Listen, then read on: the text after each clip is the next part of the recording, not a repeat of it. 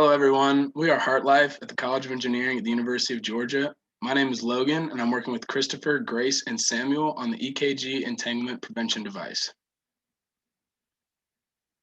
This graphic shows heart disease death rates in 2015 to 2017 by county in the United States.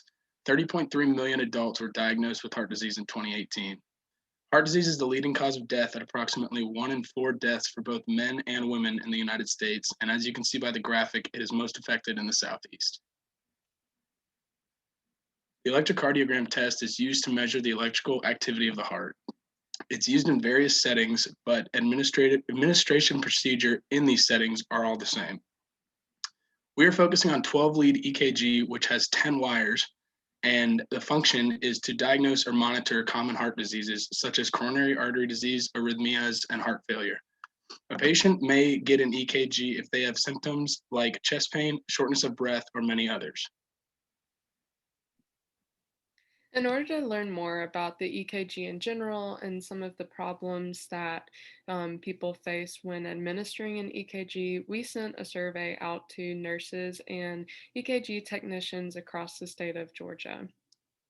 A common complaint among the people that we surveyed was that the EKG lead wires frequently become entangled, whether that is prior to use and the nurses have to untangle the leads before placing the wires on the patient, or or they become entangled while the nurses and technicians are attaching the leads to the electrodes on the body.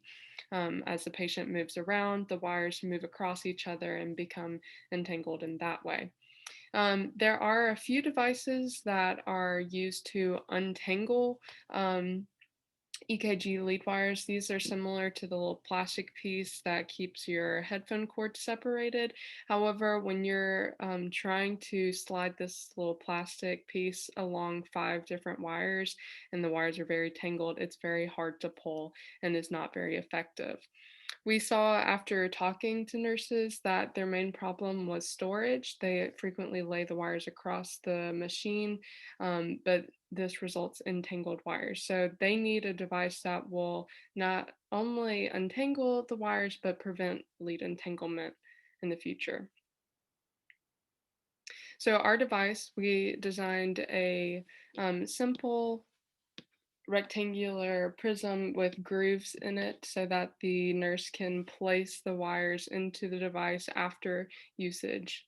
This device will be adhered to the cart that the EKG machine is on or to the wall so that the nurse can easily access it but before administering the next test. We came up with this design in AutoCAD, and then we used the Lulzbot TAS6 3D printer in the Fab Lab to create our initial prototypes. This allowed us to create cheap and fast prototypes that we could use to adjust our dimensions. Our final design was created with Formlabs resin. The polypropylene-like material was a significantly better material than the plastic filament used in the prototype. This more flexible resin allowed the teeth to bend as the individual wire was placed. This created a tighter and a more secure cavity for the EKG leads to be stored. We also added a hook to the design, like Grace mentioned, to hold the larger single wire in place. The large wire is coiled around the hook and attached to the side of the cart for easy storage.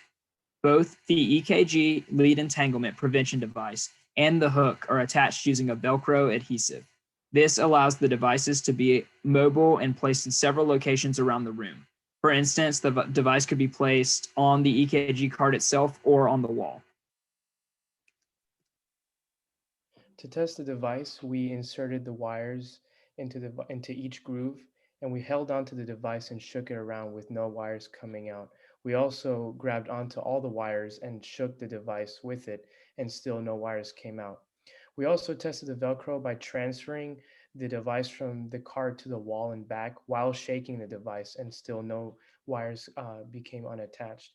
We also want to give this device to some of the nurses that we surveyed earlier in our project so that they could use in a real clinical setting.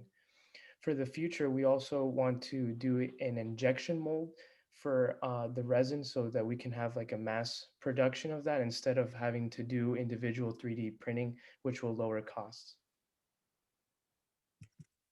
And with the final design, we hope to make a positive impact on hospitals and clinics across the state of Georgia. Thank you.